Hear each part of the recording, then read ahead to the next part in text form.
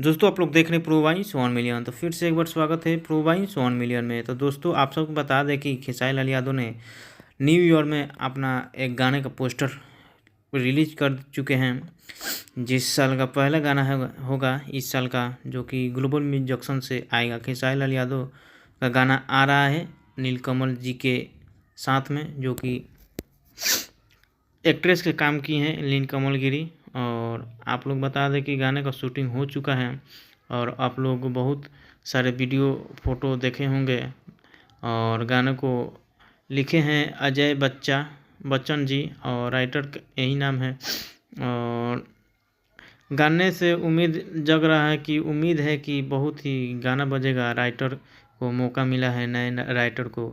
और अजय बच्चन जी बहुत ही अनुभवी राइटर है। मुझे पता है कि उनका कौन सा गाना हिट होता है। आप लोग कमेंट बॉक्स में बताइए। और बाकी कल मिलेंगे नए वीडियो में। जब तक